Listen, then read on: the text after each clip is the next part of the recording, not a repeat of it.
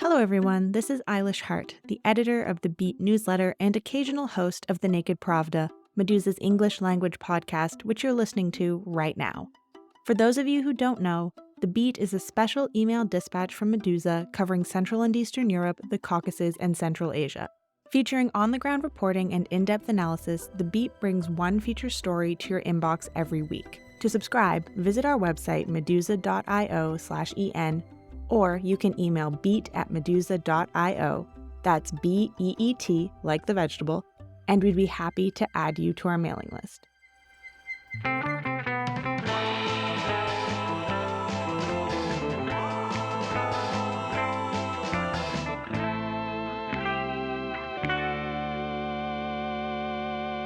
For this week's podcast episode, I wanted to offer a sort of behind-the-scenes look at my work for the Beat.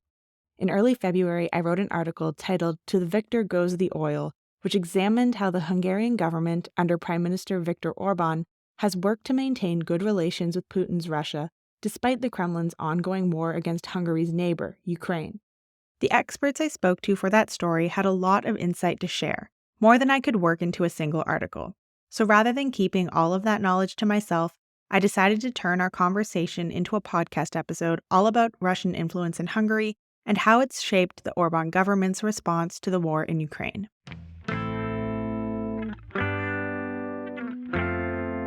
I remember the first Russia-related story that I started to investigate was back in 2015 when a Hungarian diplomat based in Moscow was arrested in Hungary for fraud, an unrelated issue to what the real problem with him was. And the real problem with him was that he was the agricultural attaché to the Moscow embassy of Hungary, and he failed his national security screening twice because of his connections to both the Russian mob and also the FSB.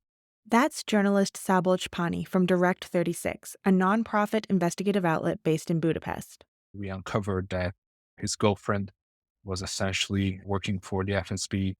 And this guy, this diplomat named Szilárd Kiss, he was basically pressuring and blackmailing the consular section at the embassy in Moscow, which started handing out visas, hundreds and not just hundreds, I believe at least 4,000 visas to criminals, prostitutes, and all kinds of people who were not really fit for the procedure. So he was connected to the Russian underworld. And of course, to be engaged in such practices, he also needed his connections with the Russian intelligence services. And he was also involved hosting high-level Hungarian delegations that traveled to Moscow for official negotiations. And he brought these delegations to five-star hotels, to all kinds of parties where prostitutes showed up. And essentially what could have happened is that some compromise, some videos, some footage was recorded in those parties. So this guy was essentially the first subject of my investigative reporting. And then came many other interesting stories. So, to fast forward to today, could you clarify what exactly we mean when we talk about Russian influence in the context of Hungary? What are the specific sort of vectors or tools that we're referring to here? Well, first of all, Hungary is relying on Russian energy to the extent that our political leadership just has to do everything to court the Russians and to ensure their goodwill. Hungary's dependency on natural gas is not just high because of historic connections to Russia and that some pipelines came through the country, but because consecutive governments, and most recently the Orbán government that has been in power since 2010, although they tried to diversify the energy supplies of the country, but in the end, they always opted for long-term gas contracts with Gazprom, which resulted in a situation where not just Hungarian households, but the whole of Hungary's economy is relying on energy supplies from Russia. And also our national oil company, which is quite profitable and actually making a huge profit, is succeeding because it's buying oil from Russia.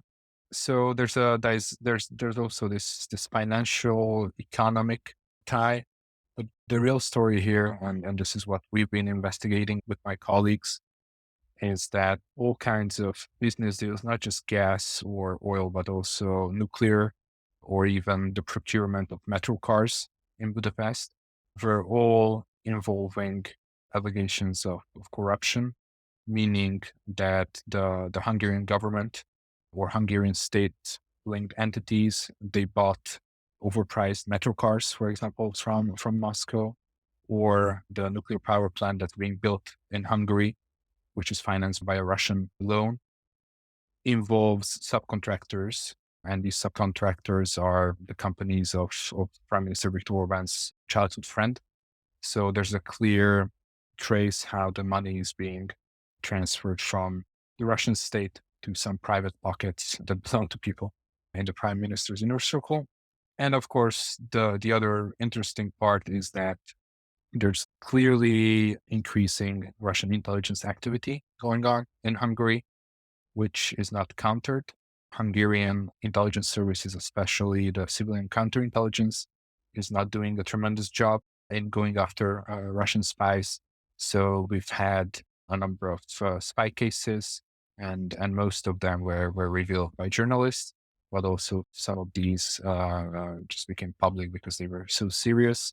For example, one former MEP, a parliamentarian in Brussels belonging to the far-right Jobbik party, turned out to be a Russian spy. His name is Béla Kovács, and his case was widely covered in international press. So this guy managed to turn historically anti-Russian, anti-Soviet far-right party into being the most rabidly pro-Russian.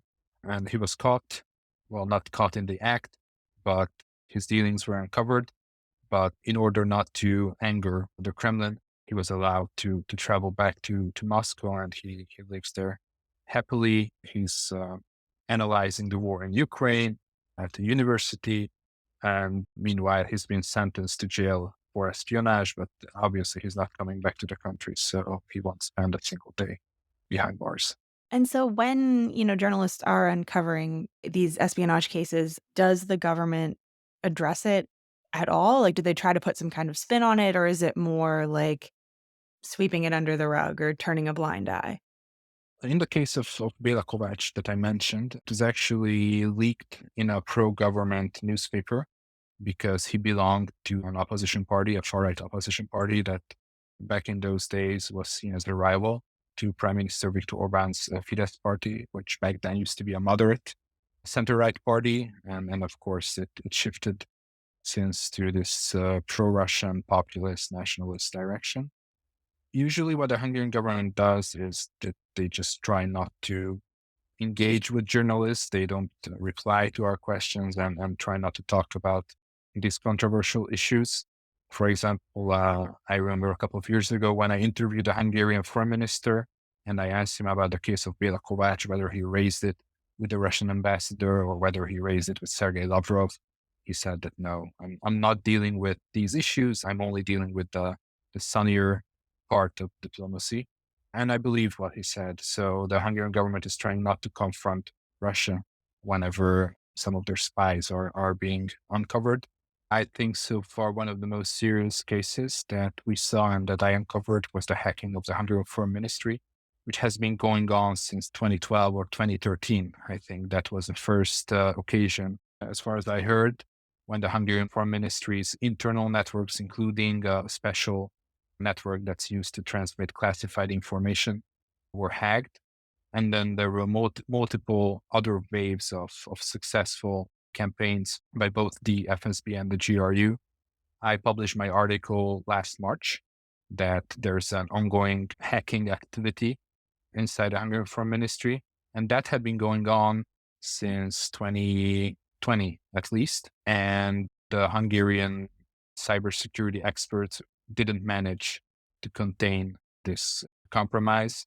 And it was going on at least until last November, as far as I know. And probably the Russian hackers still can access some of the material transmitted by the Hungarian Foreign Ministry to embassies and back. And the Hungarian government just doesn't seem to care. So when I published this article first, The foreign ministry denied everything. They said that these are just lies.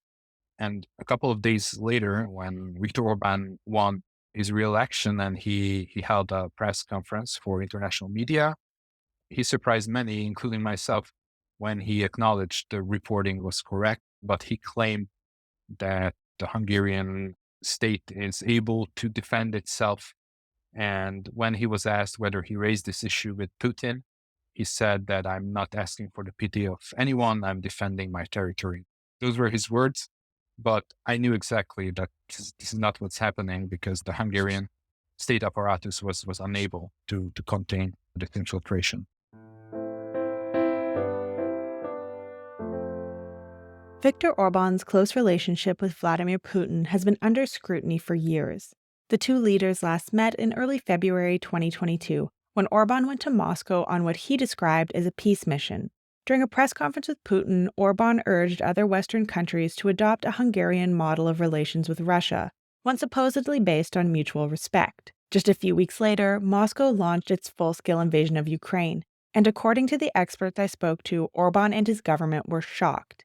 Here's what political analyst Andras Tóth-Czifra, a non-resident fellow at the Center for European Policy Analysis and the Foreign Policy Research Institute, had to say about Budapest's response. When the invasion actually started, for about a week or two, both the government and its media machinery were in a state of paralysis. That's what it looked like from the outside. And now we know from investigative reporting that there was a certain degree of uncertainty in Orbán circles about whether or not this should lead to a correction in Hungary's foreign policy course. And then the decision was taken that this is not necessary.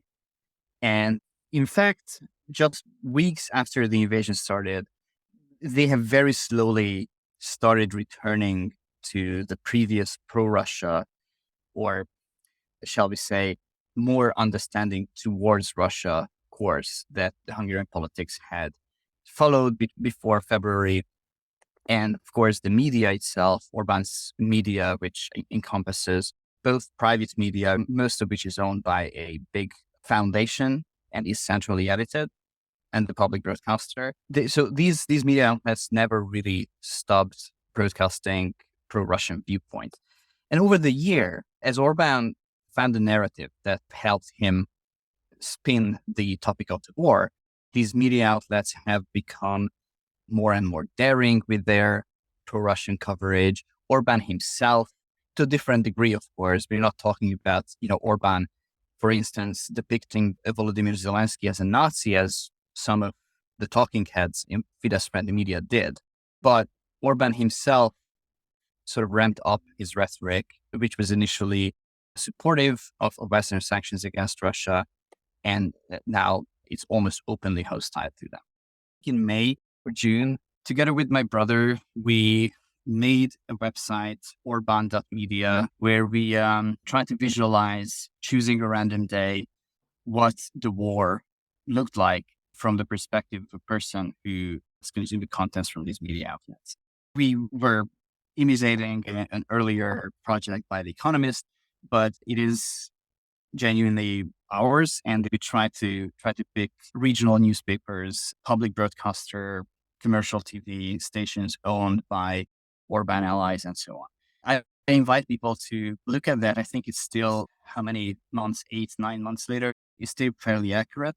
The one thing is that the propaganda has probably gotten significantly more open, more in your face, and more daring in its pro-Russian accents since then.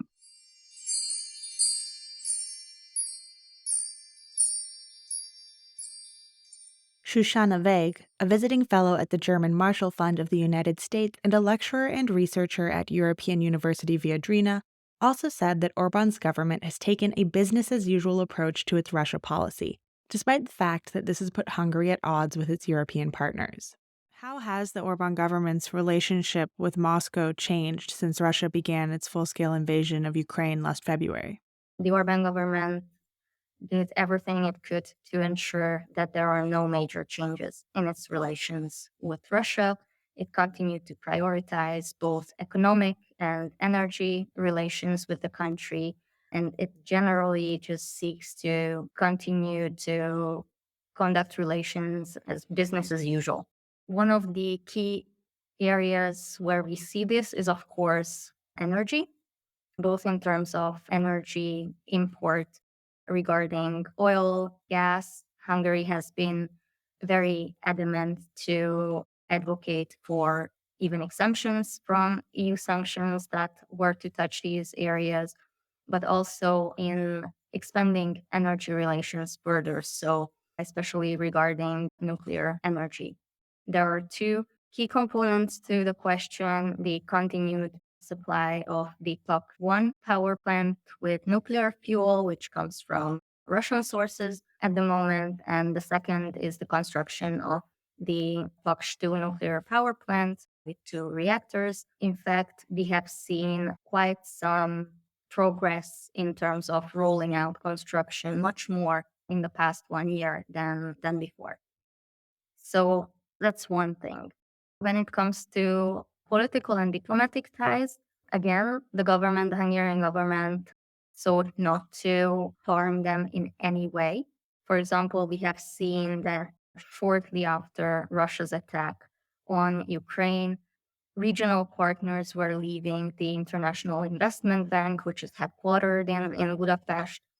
No change in the Hungarian position. The IIB continues to be in Hungary. Before the Hungarian parliamentary elections last year, news was aired that apparently there has been Russian infiltration going on for a very long time into the MFA's internal system, no apparent consequence.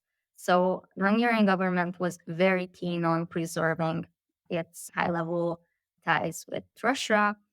And we also see that the messaging about the war in Ukraine is very much in line with the Russian narrative. So consequently, relations with Ukraine at an all-time low.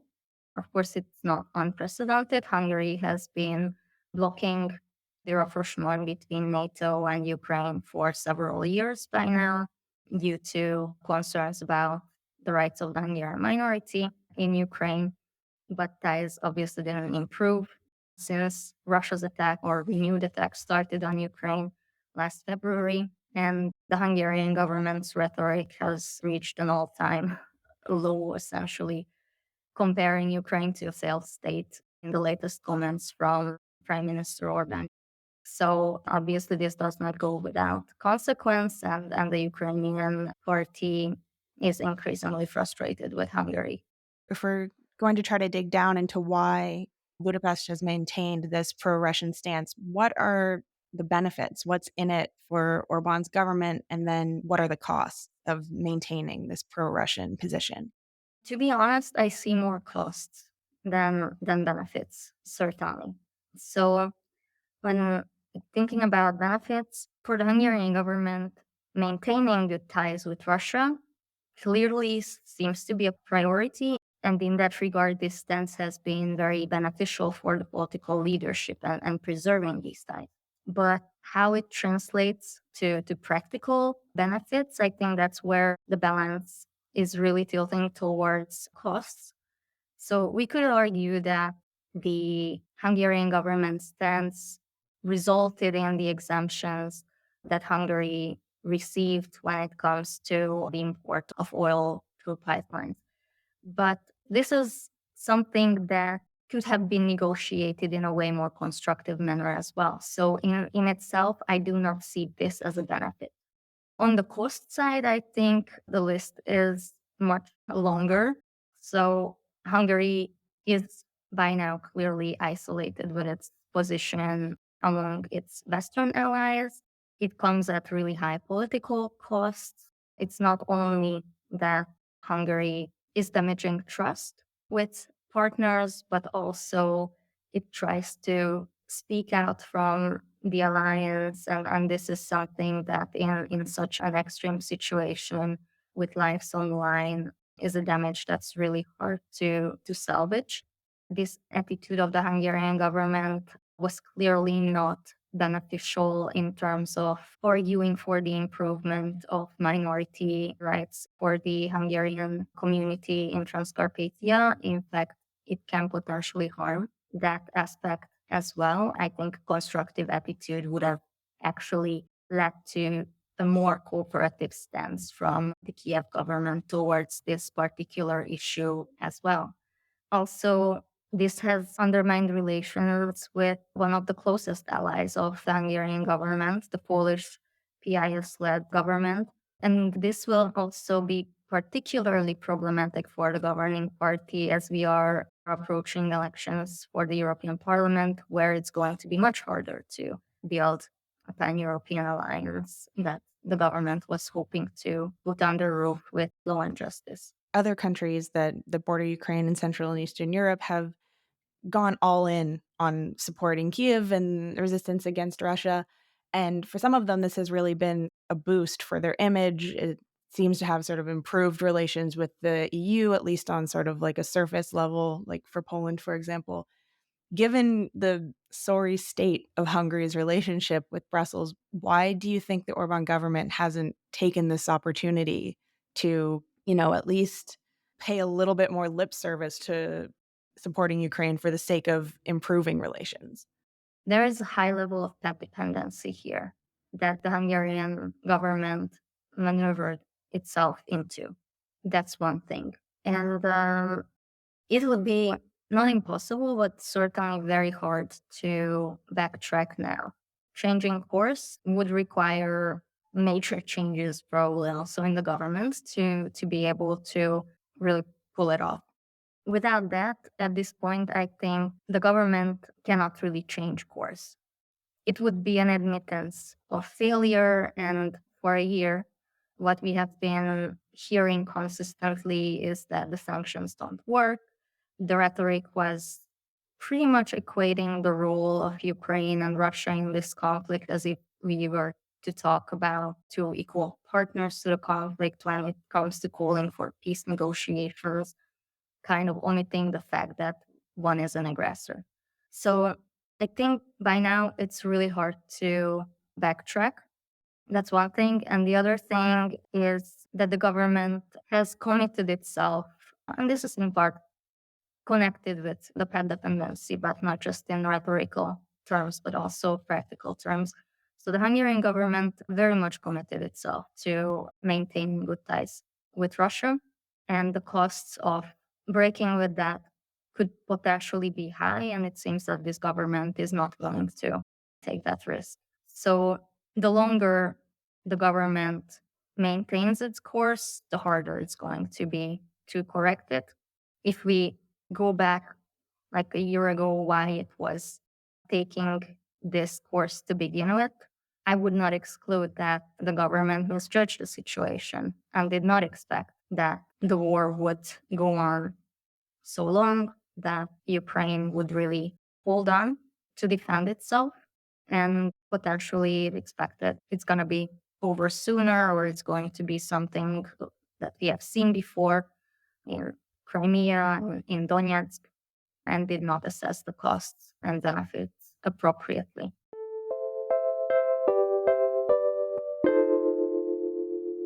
So many thought that when the war broke out, and it was obvious that this is not something that can be blamed on the US or Ukraine, that Viktor Orbán will finally be forced to change course.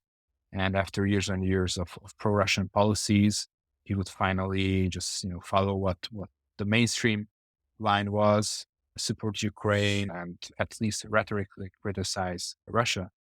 Well, to some extent, he did some very basic condemnation of Russia, but Hungary became a staunch opposer of any kind of military support to Ukraine. From day one, the Hungarian government emphasized that, and this is a really cynical slogan, that Hungary wants peace. The Hungarian government wants peace. And because of that, they are not supplying any kind of military equipment to Ukraine. More than that, Hungary also refused any kind of military transfers through its territory. So no weapon supplies can cross the Hungarian-Ukrainian border. And also the Hungarian government made news by opposing rhetorically most of the sanctions packages that the EU imposed on Russia. In the end, usually they voted in favor of the sanctions, but they managed, for example, to negotiate an exemption for Hungary from the EU's oil embargo. So Hungary can still buy and will be able to buy in the future Russian oil. And this is something that even my sources working for the Orbán government don't understand to this day. The Orbán government managed to save Patriarch Kirill from a visa sanction and an asset freeze. And currently, I think the latest news was that the Hungarian government is trying to save at least 9 oligarchs and relatives from prolonged EU sanctions. So these moves, these tactics that the Hungarian government is trying to do, these favors to the Russian side, really shows to me some desperation. And this is actually what we mostly uncovered, that the Hungarian government is in reality frightened that the Russians would just cut off gas supplies. And in order to maintain their goodwill, they are trying to do these favors to Russia. So far, we couldn't prove that the Russian state itself asked for these favors. Apart from the case of Patriarch Kirill, I personally spoke on the phone with one of the Russian Orthodox Church's secretaries here in Budapest, who acknowledged to me that they wrote a letter to the Hungarian government demanding help for Patriarch Kirill, which of course was the case, and the Hungarian government acted and accepted this request. And the other thing that we uncovered is that even in the last 24 hours before the invasion of Ukraine, the Hungarian intelligence services were convinced that no full-scale invasion is imaginable. They were completely sure that Russia would not attack the Ukrainian capital.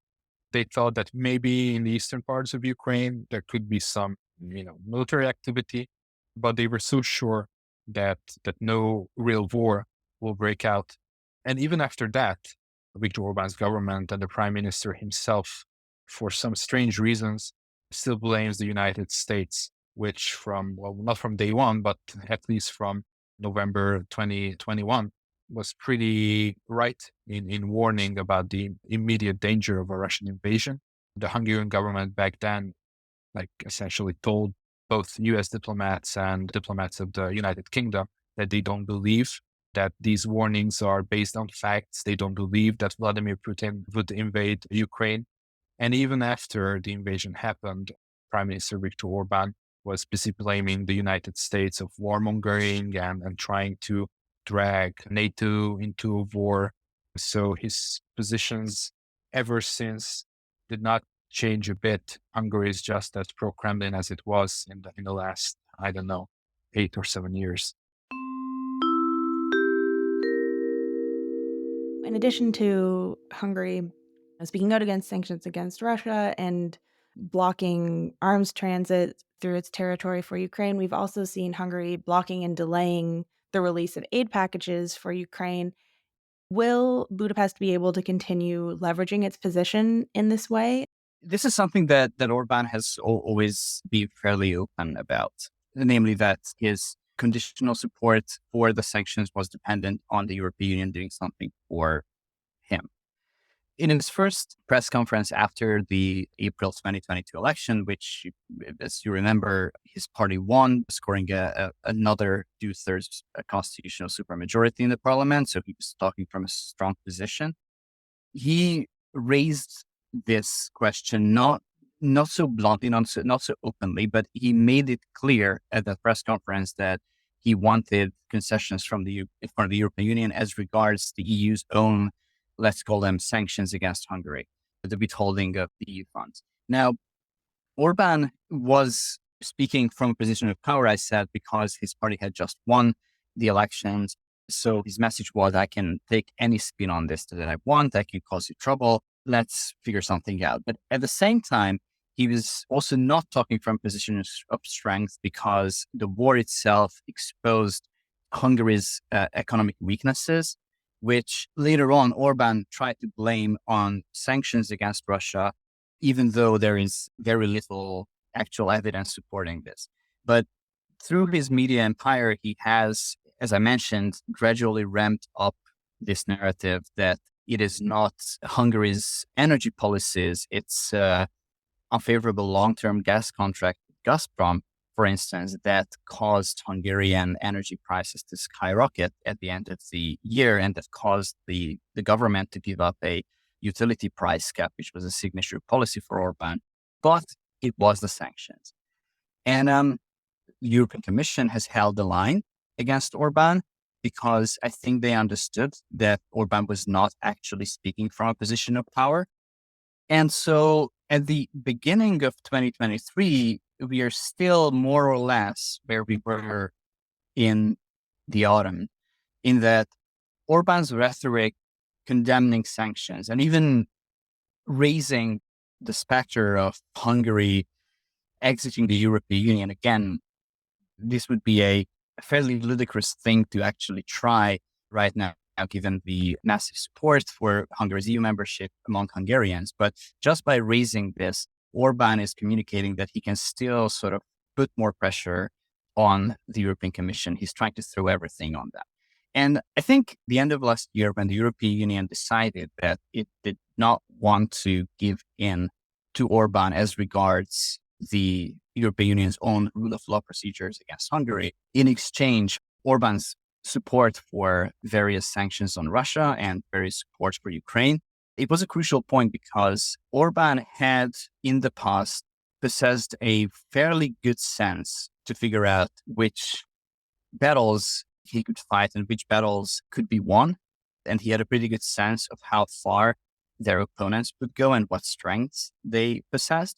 And I think in this particular case, he failed to appreciate the groundswell shift that has happened in the European Union over the past year.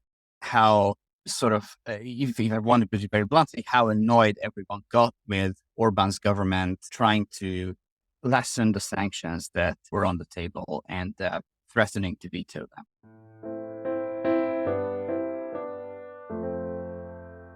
Is there any domestic pressure at this point for Orbán's government to change its pro-Russian stance or to resolve the ongoing disputes with the EU? I would separate these two areas. I think when it comes to resolving disputes with the EU, these primarily concern rule of law questions domestically.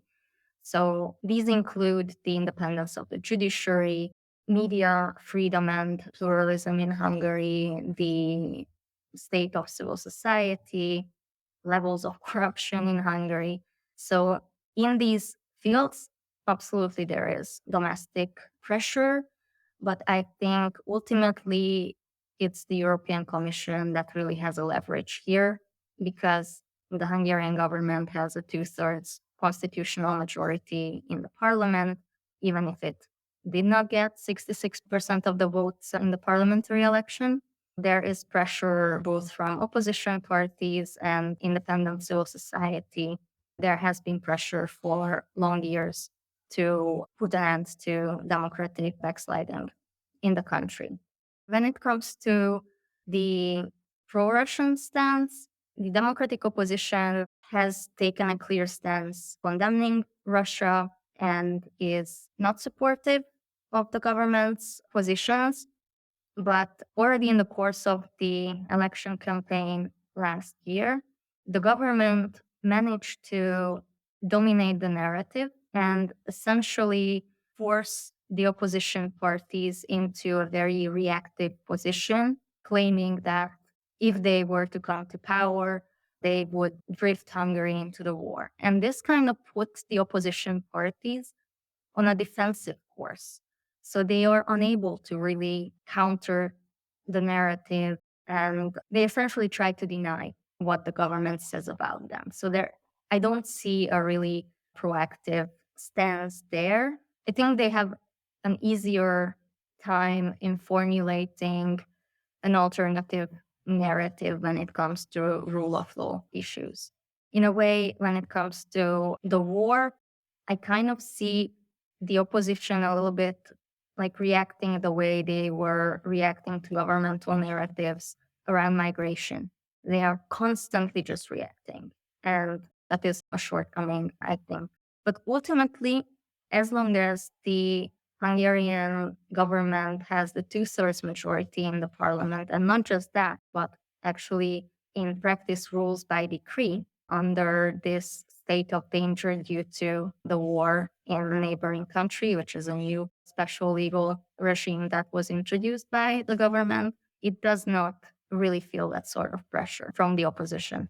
When you're talking about political pressure, the opposition parties in Hungary are in a turmoil or have been since their election loss. And most of the dissatisfaction that has manifested since the election has been about domestic issues, not the war.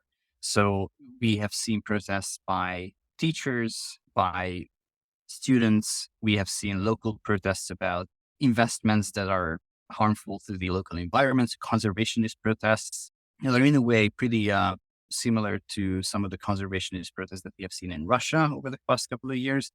But these have not been translated into something much bigger.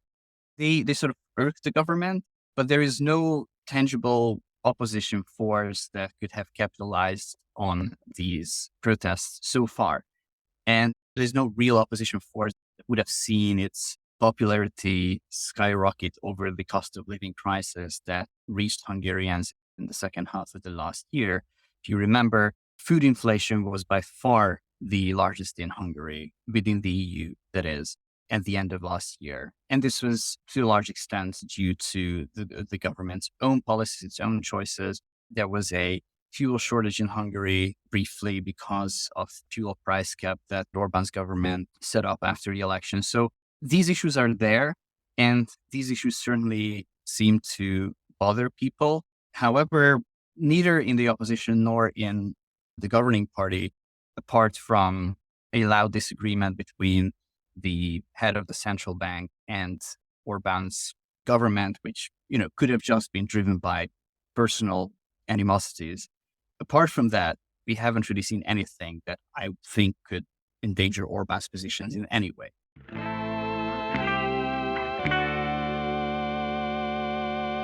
You've been listening to the Naked Pravda. Thanks for tuning in, and thank you for supporting our work at Medusa and for letting people know about it.